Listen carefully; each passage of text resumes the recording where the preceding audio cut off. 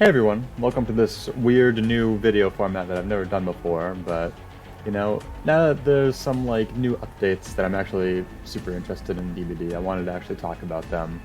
I know it's pretty late considering the PTB was like 2 weeks ago, but we did get a developer update as well, um, just a couple days ago. So wanted to take the opportunity and get everything sorted for that. But anyway, wanted to talk about the PTB first. See, everything that I find to be good, problematic, maybe just right in the middle. You know, just talk about my opinions on it, and then we'll see what changes happened in the developer update after the PTB, and I'll say if those are good, bad, or right in the middle. So, anyway, without further ado. 7.0.0 PTB, I believe we all know by now. The new killer is the Singularity, this AI monster with he shoots out biopods that you can check remotely, like cameras, and he infects survivors. And once he infects them, he's able to look at them in the camera and teleport to them. So that's pretty much just the killer's power. There are EMPs to counter the biopods and prevent the killer from teleporting, which has been a little bit problematic, but we'll get into that in a little bit. Anyway, I'm going to go over the perks. The first perk is Genetic Limits. When the survivor finishes healing, they suffer from exhausted for 32 seconds. I think it's a decent perk. I don't think it's bad, but I also don't think it's going to be anything that takes over the game, really. Not everybody uses exhaustion perks. There are some perks that rely on you not being exhausted, like the new perk made for this, and also Iron Will. So that's going to be a little bit tricky for those guys, but it is what it is. It's going to be kind of like Fearmonger or Septic Touch in the case that it is getting rid of your exhaustion perk for a while. And this is a pretty long duration, 32 seconds, so we'll have to see how this goes. The second perk is Forced Hesitation. When a survivor is downed, all of the survivors within 16 meters suffer from Hindred for 10 seconds, reducing their movement speed by 15%. I'll be honest, I'm not a big fan of the idea of this perk. I get it's kind of to counter more altruistic plays, but at the same time I also feel like those altruistic plays are some of the real meat of this game, so it's a bit weird. I feel like if you want to counter flashlights or any other items like that, you'd either bring Lightborn or Franklin's, or Infectious Fright is actually pretty good.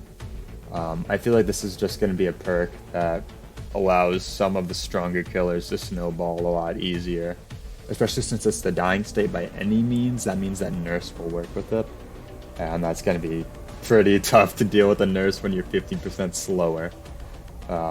So anyway, not a big fan of that perk.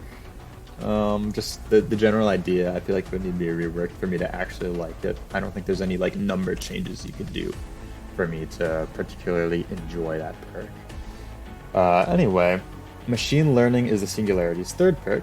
After performing a damage generator action, this activates on that gen. While this perk is active, the next generator you damage will be compromised until it is completed. This generator is highlighted in yellow. It doesn't specify if it's for the killer or for the survivor, or both, that it highlights yellow. I'm a little bit confused on that part. But when the compromised generator is completed, you become undetectable and gain 7% haste for 30 seconds. It's almost like a killer version of Hope. Then Machine Learning deactivates. If you break a gen while another generator is compromised, the compromised generator moves to the latest one kicked. Okay, so this perk is pretty neat in theory. I actually really like the idea of compromising the gen and getting a bonus when it's done. The only thing that I'm confused about, I'm sure I could look at some PTB footage for this, is if the gen is highlighted in yellow for I'm assuming it's for the killer, but if it's for the survivor, it's going to be a bit weird. Is it going to be kind of like Trail of Torment, where it tells the survivors what's going on? Not 100% sure. I also feel like it's a bit weird that you need to kick one generator first and nothing happens. and then you need to kick a second generator, and that's the one that it's compromised on. I don't know how I feel about that. It's a bit of a big time investment. I guess if you're running gen kicking perks, that could be good. But at the same time, you're probably going to want to be going to gens and kicking them as much as you can if you have gen kicking perks, in which case you might remove the machine learning from the gen that you want to get done, because you're now kicking another gen that you don't want to get done, and now machine learning is on that one. It's really gimmicky in that way. I don't know how much I like that, but I do really like the idea of this perk. It's really cool. Anyway, our new survivor is Gabriel Soma. He's just one of the people that were on the crew that was with the Singularity before I went haywire. And his perks are Troubleshooter. When you are chased by the killer, this perk activates. You see the aura of the generator with the most progress. You see the aura of the killer for 6 seconds after dropping a pallet. This effect lasts for 10 seconds after being in chase, then deactivates. So, I'm assuming this means after the chase ends, maybe it means after the chase begins, like 10 seconds after being in the chase, after it begins, then it deactivates. In which case, I guess it's a bit of like a boost at the beginning of your chase, like you start getting chased, boom, you see the gen with the most progress, you know not to go there. You drop a pallet 6 seconds into your chase for some reason, and I guess you see the kill. Or I guess it's 10 seconds into the chase. It's a bit weird, depending on the wording. Like I said, this is not something I'm 100% sure of. Most of the PTB footage I saw was killer footage. So these survivor perks, I don't know exactly how they're gonna be in practice. But anyway, this seems like a cool one to use, but I just need to see the details a bit more. So anyway, I'm gonna move on to Made for This, which is the second Gabriel perk. This perk activates while you are in the injured state. You run 3% faster, just pure base 3% faster while you're injured. After you finish healing another survivor, gain endurance for 10 seconds. Made for This cannot be used when suffering from exhaustion, but it does not cause the exhausted status effect. So this is the other perk I was talking about with Iron Will, in which it won't work if you're exhausted, even though you might not have an exhaustion perk. It's not an exhaustion perk itself. But this perk seems scary. Loops are designed with speed boosts not taken into account. That's why we have like god palettes and stuff, which is why you get rid of bloodlust with those, because if you have somebody that wants to bloodlust forever, they can't bloodlust a god palette. That's the purpose of those. You want to get rid of bloodlust, you go to a god palette. So they're a limited amount, they're pretty rare on most maps, and it's a valuable resource. This is kind of like Survivor Bloodlust almost, and it's very weird because survivors already have smaller hitboxes when they're going around loops. That's why, even though killers are faster, you are still looping them. You are making more distance every loop. So this is going to get you probably another loop or two around some of the smaller loops, which I feel like can be a little bit problematic. I'm not even taking into account the endurance thing. I love the endurance thing because I love We're Gonna Live Forever and Soul Guard and stuff. I think it's a fun thing to fool around with a survivor. But the running faster thing, for kind of, I guess it's not for free, you have to be injured, but kind of for free, it's a little bit scary, but we'll have to see how it goes. Like I said, I haven't seen much survivor footage, so we'll have to wait for the update that comes out, or I'll look at it in my own time before then. But anyway, I'm going to move on to Scavenger. This one has been probably the one that most of the community is kind of controversial about. A lot of killers are saying that this perk is going to be very problematic. A lot of survivors are going to say this perk is going to be useless, and why are you nerfing it? Because they have announced that they're going to be nerfing this perk. But anyway, as of the PTB, Scavenger activates when you're holding an empty toolbox, succeeding a great skill check 4 times automatically recharges your toolbox to full. This perk is disabled for the remainder of the trial after this, but it also grants you the ability to rummage through an open chest and find a basic toolbox, which is a yellow. I believe it's a yellow toolbox. I don't believe it's a brown one. I believe the brown ones are worn out tools, so we'll have to see. The only other perk like this gives you a flashlight, so, and the lowest tier of flashlight is yellow, so gonna have to see how that works. But anyway, yeah, killers are saying that there is no time investment really to this perk. You are basically just getting a toolbox for free, and a lot of survivors are saying that you're not actually getting that much time out of it, even though it is for free, and the skill checks are not guaranteed, so it's not actually that much of a problem.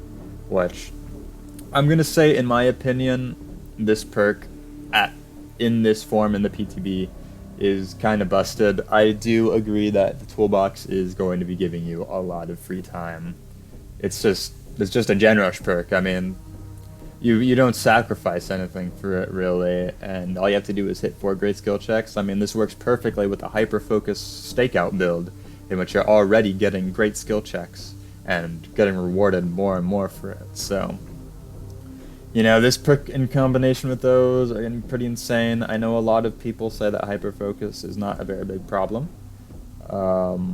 I wouldn't say it's a huge problem just because it's not common. I feel like if hyperfocus was actually common, it would actually be a problem, but people think it's boring, so they don't use it even though it's strong. So, you know, it's not that big of a problem in that case. And, you know, I guess everybody is going to be up in arms anyway about it over time, so we'll have to see what happens to it. Anyway, the new map, Toba Landing, from what I've seen, this map is awful. It's very dense, it's very cluttered, so many colors, which, you know, as far as an artistic standpoint, you know, it's cool. You know, you're on an alien planet in this map. It's pretty crazy. The main building has 2 god windows apparently, and has 3 floors, which is crazy. I don't feel good about that, especially since the generator's on the top floor. It's a bit weird. I know scratch marks are very hard to track on this map because a lot of it is red. A lot of like the random plants and foliage are on the map. A lot of alien plants are red. On the survivor side, it's kind of hard to identify loops sometimes because of all like the weird, wacky walls and stuff. So, I am definitely not a fan of the map so far. I actually don't know how big it is or how small it is. I haven't seen like an overlay of the map, really, like the layout. Somebody online usually puts those out a few days after the update, so we'll have to see what happens with those. Anyway, yeah. TLDR, not a very good map in my opinion. Killer tweaks the artist, Ink Egg. I'm probably just gonna skip over these. I know that these are some decent buffs just from what I've seen from other people talking about these. The only 2 that I am gonna talk about are Ghostface and Executioner.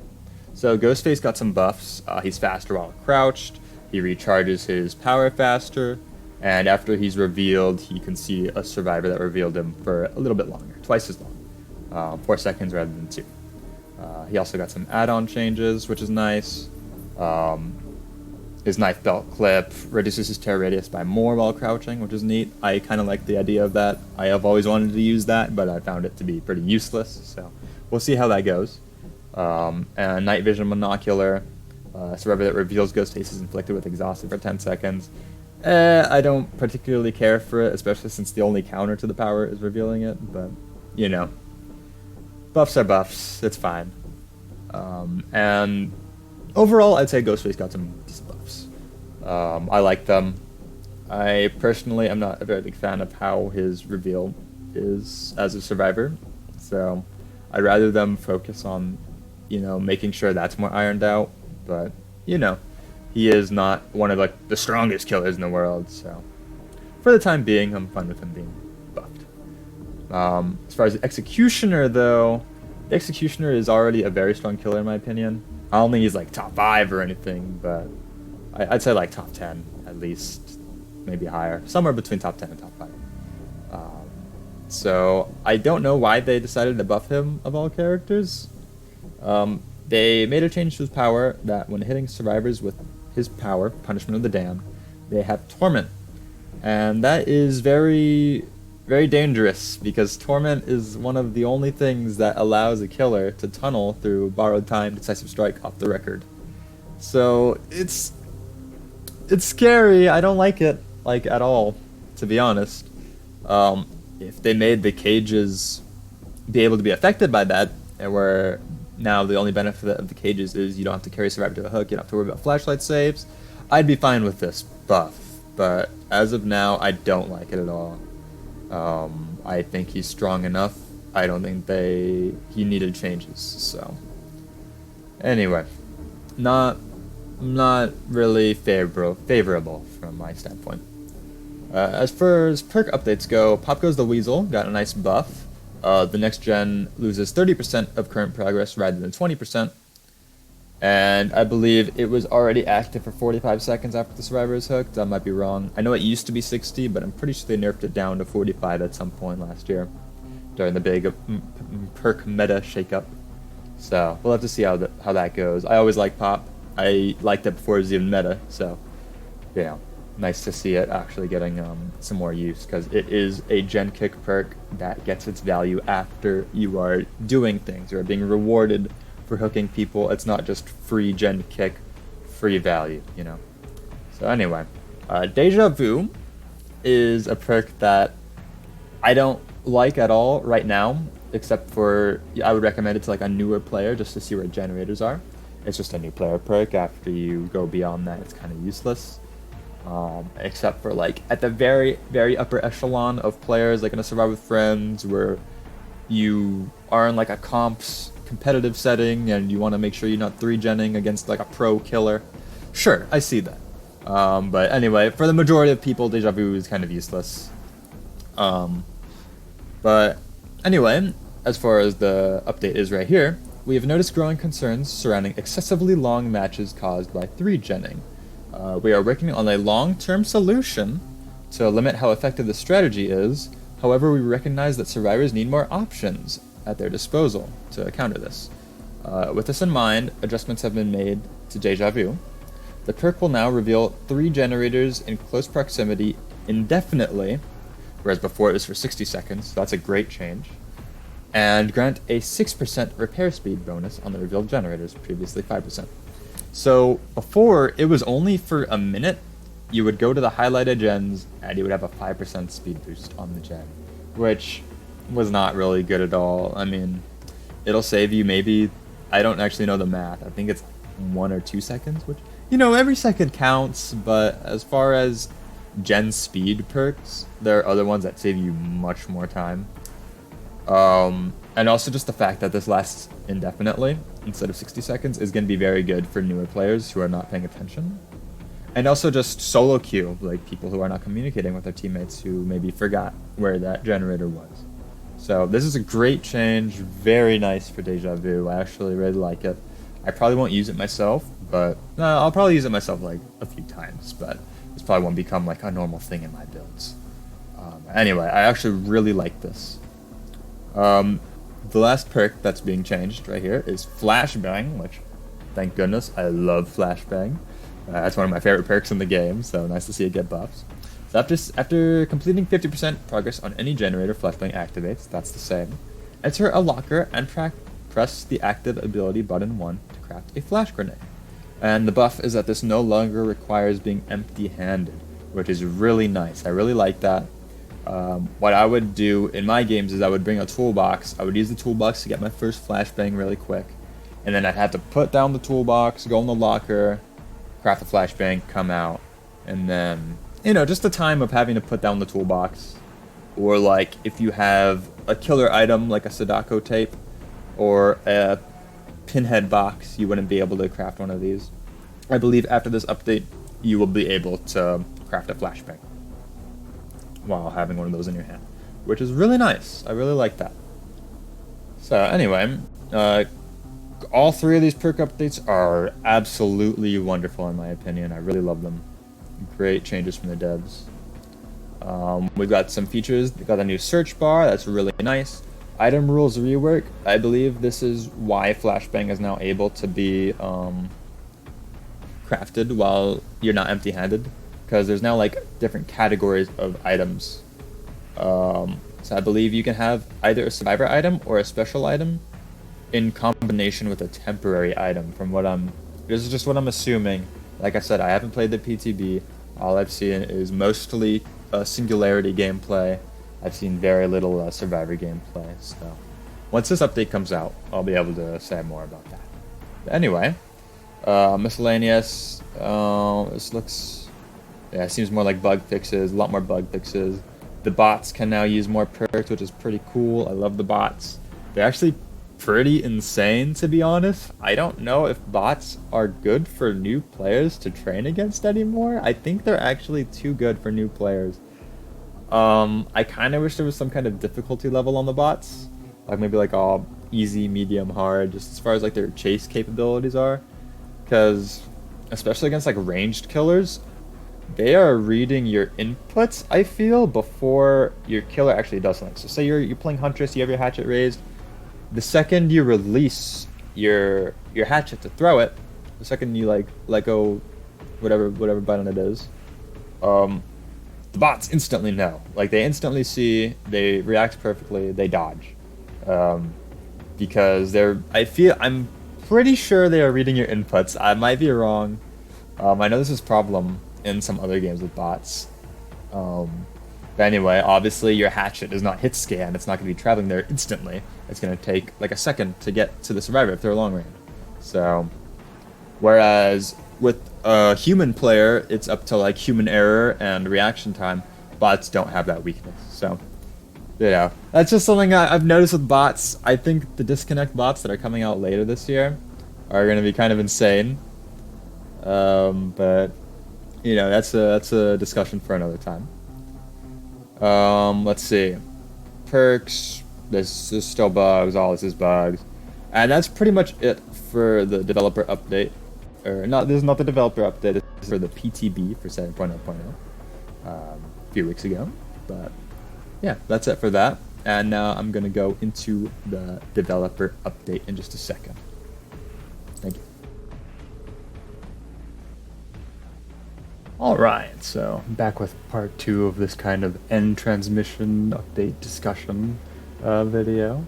And this is where we're going to talk about the new stuff that they've just updated us with. These are updates from the PTB that are going to be coming to live servers.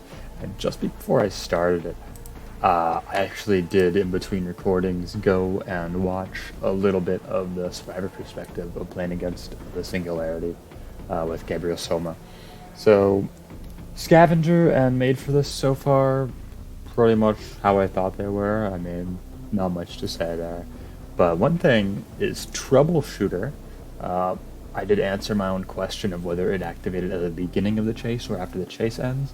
It seems that it is after the chase ends is when the perk starts to deactivate. So that's some good information, and now it is a lot better than I gave it credit for then in that case. There's another thing. So, I guess I just never looked at any survivor footage like at all. Usually I look at both survivor and killer footage on the PTB, but this one was just killer footage.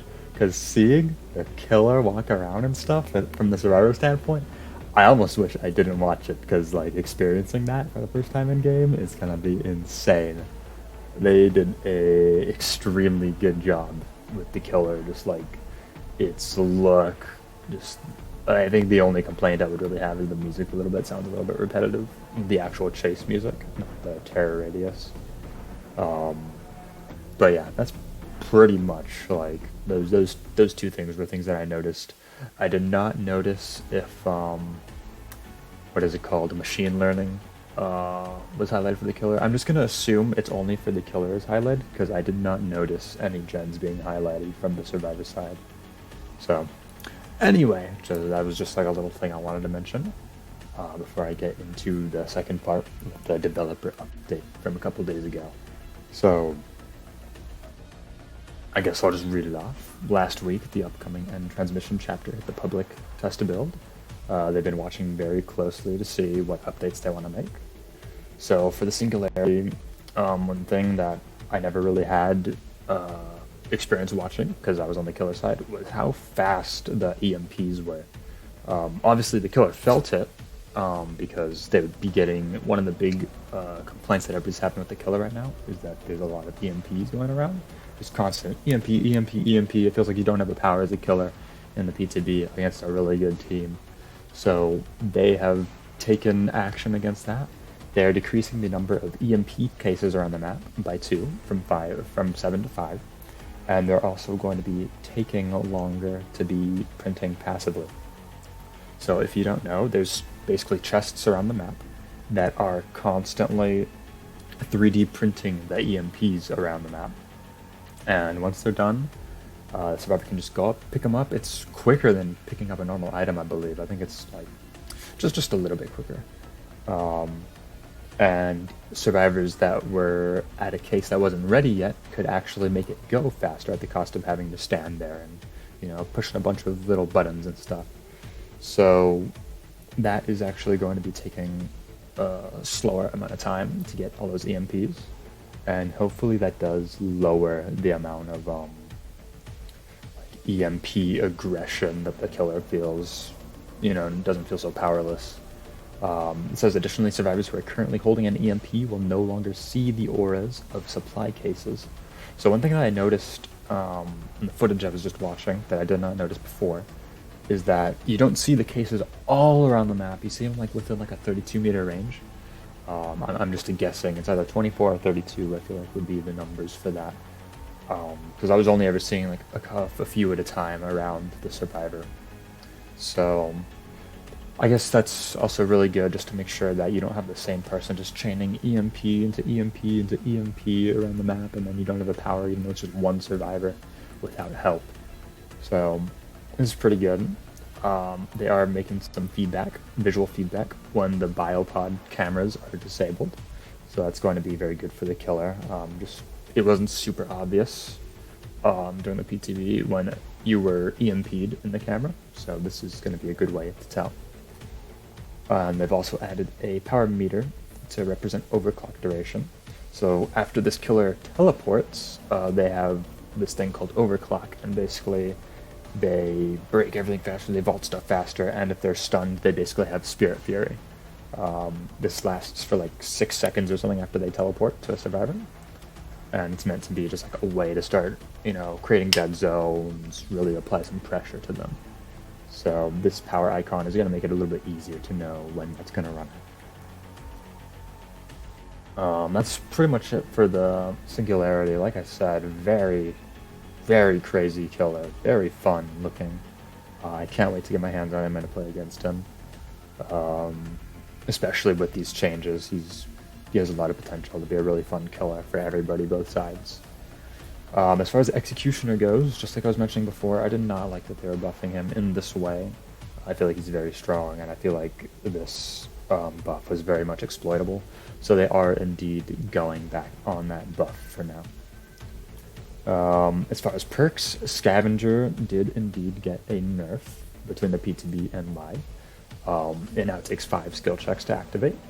Once it is activated, it's going to give you a 50% repair speed debuff, which is pretty huge. I don't even know if there's a perk in the game that does that. I'm pretty sure Pentimento is 33%.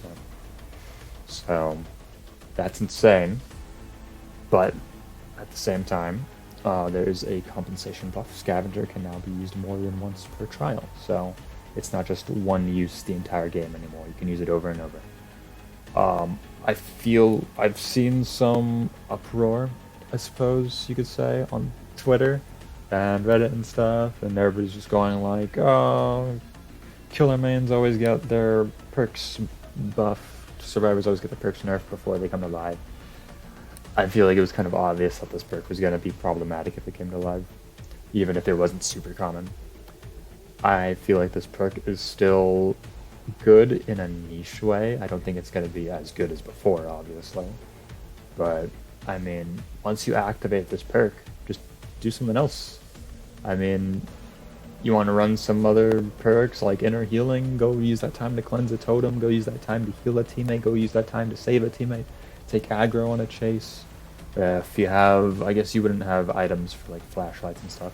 If you have Flashbang, you can try and go for a flashlight save, because you can use that at the same time as your normal item right now, I believe.